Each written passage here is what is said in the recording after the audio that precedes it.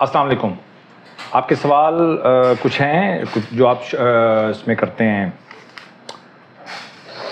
Comment section में, उनका जवाब मैं देने आया हूं। और एक और वीडियो मिलेगी आपको कल इंशाअल्लाह उल अज़ीज़। मैं कोशिश कर रहा हूं कि सारे सवालों के जवाब मैं दे सकूं, ताकि इस जो पीरियड चल रहा है हमारा, इस पीरियड में ज़्यादा से ज़्यादा आपको सीखने का मौका मिले।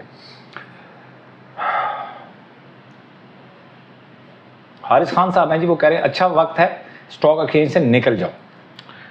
तो देखें, बात यह है कि हमें ये चीज़ समझने की ज़रूरत है कि आप किस किस्म के इन्वेस्टर्स हैं। अगर आप शॉर्ट टर्म इन्वेस्टमेंट करते हैं तो ज़ाहिर बात है, ये बिल्कुल ठीक बात है कि आपको निकल जाना चाहिए, और हम काफ़ी अरसे से शॉर्ट टर्म ट्रेडिंग नहीं कर रहे। लेकिन लॉन्ग टर्म इन्वेस्टर जो है, जिसने माल थोड़ा सस्ता खरीदने की तरफ उसकी तवज्जो होनी चाहिए। सस्ता माल तो आज मिल रहा है, तो अगर आप सस्ता माल नहीं लेंगे तो फिर तो स्टॉक एक्सचेंज में सर्वाइवल कैसे आपका होगा, या आप प्रॉफिटेबल कैसे बनेंगे, ये मुझे नहीं पता। तो सिर्फ हालात को देखते हुए आपने अपने आप को एडजस्ट करना होता है, आपने मैनेज करना होता है, भागना नहीं होता। आपने भागना होता है, मतलब साइलेंट कब रहना है और आपने एक्शन कब करना है, ये आपको पता होना चाहिए। लेकिन हालात से मतलब it's a part of business. आजकल के जो हालात हैं, it's a part of business. इसमें कुछ लोगों ने इन्वेस्टमेंट करनी है, कुछ लोगों ने साइलेंट बैठना है। हर बंदे का अपना अपना पॉइंट आना है, अपने अपने पॉइंट के ऊपर काम करना है। तो सबके लिए एक बात जो है वो वैलिड नहीं हो सकती। अगला क्वेश्चन है सर कि रोहानी शिफा साहब ये कह रहे हैं आपके स्ट्रेटजी ने कितने प्राइस पे निकाला, किसी एक स्टॉक की एग्जांपल प्लीज। अच्छा जी, एग्जांपल भी दे देते हैं हम आपको। सबसे पहले तो ये देखें कि आपने अब देखें, हमारे पास ना तीन किस्म की समझ लें एक स्ट्रेटजीज होती हैं। तीन किस्म की क्या? एक तो आप शॉर्ट टर्म ट्रेड कर रहे होते हैं, शॉर्ट टर्म के अंदर तो हमने स्टॉप लॉस के साथ काम करना होता है। दूसरा, कुछ लोग होते हैं लॉन्ग टर्म के साथ काम करते हैं लेकिन अनलिमिटेड लॉस के साथ जाते हैं। अनलिमिटेड लॉस का मतलब ये है कि वो लॉन्ग टर्म मतलब उनका ये इरादा यही होता है, उनकी प्लानिंग ये होती है कि हम कुछ भी स्टॉक ले रहे हैं उसको हमने लॉस में सेल नहीं करना, हमने उसको प्रॉफिट में ही सेल करना है। तो इसको मैं कहता हूं अनलिमिटेड लॉस। यानी कि आप लॉन्ग टर्म के लिए तो ले रहे हैं बट आपने स्टॉप लॉस का कोई माइंड नहीं बनाया, तो इसको मैं कहता हूं अनलिमिटेड लॉस के साथ आप जा रहे हैं। अनलिमिटेड प्रॉफिट और अनलिमिटेड लॉस, ये कोई बुरी बात नहीं है, बट आपकी प्लानिंग है तो इट्स अप टू यू। और तीसरी कैटेगरी वो होती है कि कुछ लोग लॉन्ग टर्म इन्वेस्टमेंट के लिए भी जाते हैं बट वो फिर भी अपना स्टॉप लॉस जो है वो क्या कहते हैं उसको, स्टॉप लॉस फिर भी लगाते हैं। ठीक हो गया? तो हमारे अभी फिलहाल हम जो दो कैटेगरीज को डिस्कस करते हैं, एक है शॉर्ट टर्म जिसमें हम कहते हैं जी कि आपने कब निकलना है, तो वो हमारा कंफर्म होता है कि हमने 6% स्टॉप लॉस के साथ निकल जाना होता है। जैसे फर्ज कर लें, मैं आपको बताऊं कि जैसे पीएसओ है,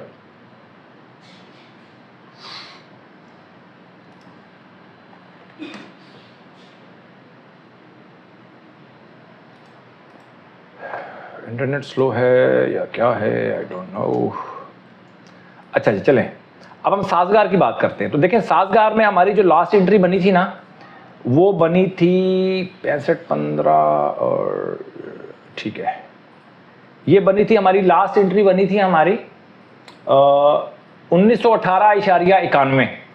तो ये आपकी होपफुली स्टॉक उस पर चली गई एंट्री, हमारी प्रॉफिट में कट गई होगी, या प्रॉफिट में नहीं भी कटी, फर्ज कर लेंगे ये आपने ले लिया किसी और स्ट्रेटजी के तहत, तो आप 6% स्टॉप लॉस के साथ निकल जाते हैं। 6% स्टॉप लॉस के साथ जब आप निकलते हैं तो हमें ये देखना है कि हमारी स्ट्रेटजी ने 17 फरवरी को जो उसका RSI टूटा 60 के बाद, उसके बाद तो एंट्री बनी नहीं। 17 फरवरी के बाद साजगार जैसे स्टॉक में हमारी एंट्री नहीं बनी। तो निकालने से ज्यादा इस चीज के ऊपर आपने फोकस करना है कि हमारी आपकी एंट्री कब हुई। आपकी तो एंट्री बनी नहीं, निकलने वाली तो बात ही खत्म हो गई। और जो लोग अनलिमिटेड लॉस के साथ जाते हैं उनका तरीकेकार कुछ और है, उनका तरीका डिफरेंट है। ठीक है, उम्मीद है कि आपको बात समझ में आ गई होगी कि निकाला क्या होता है। आपकी स्ट्रेटजी देखिए, आप शॉर्ट टर्म के साथ जा रहे हैं, 6% स्टॉप लॉस के साथ आपने निकलना है। लॉन्ग टर्म जा रहे हैं तो फिर तो आपको प्रॉफिट में ही निकलना है भाई, जितना मर्जी लॉस हो आपको, तो क्योंकि ये आप खुद से आपने उस स्ट्रेटजी को सिलेक्ट किया है कि आपने अनलिमिटेड लॉस के साथ ही जाना है। अदरवाइज आप अगर लॉन्ग टर्म इन्वेस्टमेंट भी कर रहे हैं तो उसमें भी आप स्टॉप लॉस के साथ जा सकते हैं, लेकिन शॉर्ट टर्म ट्रेडिंग में, शॉर्ट टर्म ट्रेड के अंदर लोग स्टॉप लॉस नहीं लगाते भाई, लॉन्ग टर्म में कहाँ लगाएंगे। लोगों का आप लेवल तो चेक करें, लोगों का इरादा नहीं है स्टॉप लॉस पे माल बेचने का, क्या करें। इसके बाद है जी ये हमारे हमजा खान साहब हैं, मुस्तफ़ा भाई शॉर्ट करना हराम है, लोगों को गलत काम पर मत लगाएं। तो ये मैं हमजा खान साहब को बता रहा हूँ कि देखें, हर चीज़ को इस्तेमाल करने का तरीका है, एक ही चीज़ जो है वो इस्तेमाल करने का तरीका है। शॉर्ट करने का मतलब ये है कि अगर आप फ्यूचर्स में शॉर्ट कर रहे हैं तो फिर चलें उसके ऊपर बहस हो सकती है कि वो हराम है कि हलाल है, बट अगर आप अपना ही माल बेच रहे हैं, आपने परचेज किया हुआ है, अपना ही माल बेच रहे हैं और अपना ही माल परचेज बाइंग कर रहे हैं, तो इसके बारे में हमजा खान साहब आपने लाजमी मुझे कमेंट करना है कि आपके पास 1000 साजगार पड़ा हुआ है, उसमें से आप 500 को सेल कर देते हैं और वो थोड़ा नीचे जाता है, उसको बाय कर लेते हैं। ये चीज़ हलाल है या हराम है? हालांकि मैं हलाल और हराम को डिस्कस नहीं करता, क्योंकि हर इंसान का जो मज़हब है, ये जो हर इंसान का जो अपना है वो डिफरेंट हो सकता है या उसके अंदर कोई इख्तलाफ हो सकता है, तो मैं उसको बिल्कुल डिस्कस नहीं करता हराम हलाल को। लेकिन इसका मुझे जवाब लाजमी चाहिए कि अगर आपके पास अपना माल पड़ा हुआ है, 1000 साजगार आपके पास होल्डिंग पड़ी हुई है, उसमें से आप 500 सेल करते हैं और नीचे जाकर उसको 500 को बाय कर लेते हैं, या जो माल सेल करते हैं थोड़ा सा लॉस होता है आप दोबारा बाय कर लेते हैं, तो उसके अंदर आपकी क्या राय है कि वो हलाल है कि हराम, ये आपने लाजमी कमेंट सेक्शन में बताना है। इसके बाद है जी ये मोहम्मद नईम साहब हैं, वो कहते हैं sir I buyed Facto cement in 145 and today 85.15 I invested about 10 lakh, what do you suggest to me what to do. अब देखें इसके अंदर ना एक तो क्वेश्चन ये है कि हम सबसे पहले हम फैक्टो सीमेंट को डिस्कस कर लेते हैं, जो उनका सवाल है उसको हम एड्रेस कर लेता हूँ कि फैक्टो सीमेंट क्या कह रहा है।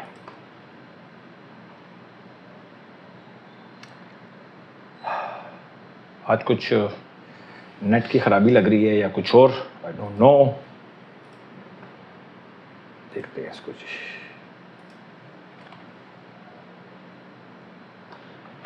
ट्रेडिंग व्यू खोल लेते हैं।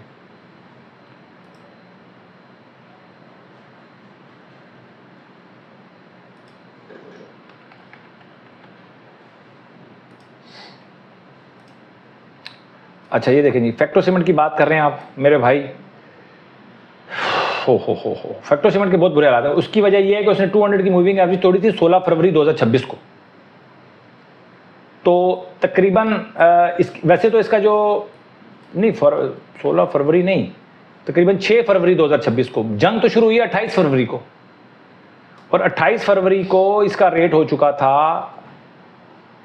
28 फरवरी को उसका रेट था 89, समझ लें आप। जंग के बाद तो इतना गिरा ही नहीं है ये, क्योंकि पहले ही बेचारा जो है ना लंबा लेटा हुआ था, तो इसकी तो परफॉर्मेंस वैसे ही बहुत ख़राब थी।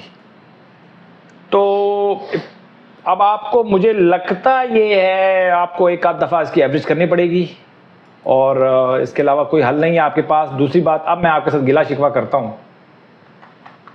गिला शिकवा ये है कि सर पहली बात तो ये है कि देखिए, मैंने बार बार कहा है कि किसी भी स्टॉक में इनिशियल जो इन्वेस्टमेंट आपकी होनी चाहिए 7-8% मैक्सिमम, साइड पे बता रहा हूँ 5 से 8% के दरमियान होनी चाहिए। अगर आप अपनी 100% इन्वेस्टमेंट किसी एक स्टॉक में डाल देंगे या 50% डाल देंगे या 70% डाल देंगे, फिर बहुत मुश्किल है स्टॉक मार्केट को मैनेज करना, क्योंकि कुछ नहीं पता। अगर आपकी फैक्टो सीमेंट में 5-7% होती इन्वेस्टमेंट तो कोई प्रॉब्लम नहीं थी। अब आपकी फर्ज कर लें 10 लाख रुपए की इन्वेस्टमेंट अगर है, तो अब नीचे अगर आप एवरेज करेंगे भी, कितनी बड़ी एवरेज कर लेंगे मुझे बताएं। 10 लाख का माल खरीदेंगे तब जाके कहीं बात बनेगी, इसको आप मैनेज कर पाएंगे। 50,000 लाख 2 लाख का माल लेंगे तब तो माल बात बनेगी। 10 लाख रुपए इन्वेस्टमेंट करते हैं तो ऐसे स्टॉक में जो कि जंग से पहले ही लंबा लेटा हुआ है, उसमें तो वैसे ही इतना रिस्क हो जाएगा, तो क्या आपको मतलब पूरी जो है ना सिस्टम ही जो है ना वो बस्ट हो जाता है, पूरा सिस्टम ही बस्ट हो जाता है। क्या करें, ये बड़ा मुश्किल है। इसके बाद है जी कि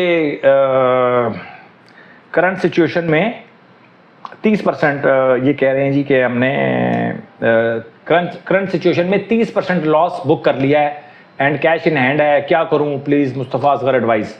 आप मुझे ये बताएं कि इसके अंदर कि करंट सिचुएशन में आपने 30% लॉस कर लिया है।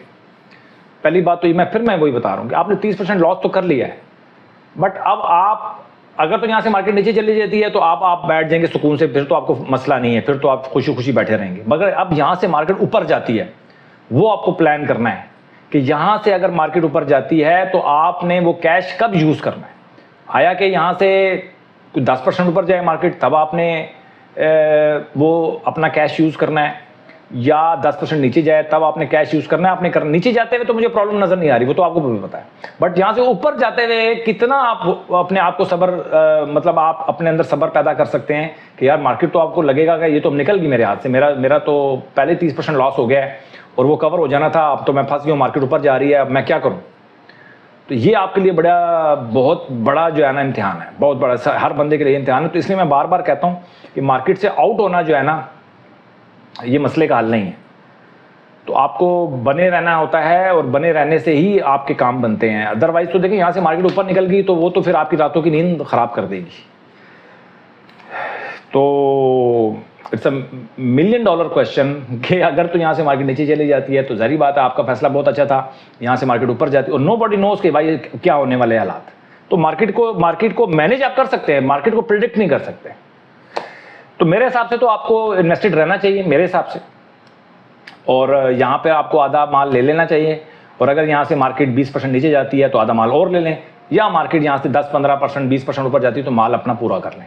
ये मैं कर सकता हूँ आपके लिए। अपना बहुत ख्याल रखें, अपनी इन्वेस्टमेंट का ख्याल रखें, और सबसे ज़्यादा जो चीज़ ज़रूरी है जो इस वक्त मैं कल डिस्कस करूँगा, एक इम्पोर्टेंट बात है। तो मैं कल के व्लॉग में एक बड़ी इंपॉर्टेंट मैसेज आपको देना चाहता हूं, तो कल का व्लॉग आपको देखना पड़ेगा उसके लिए। Thank you very much.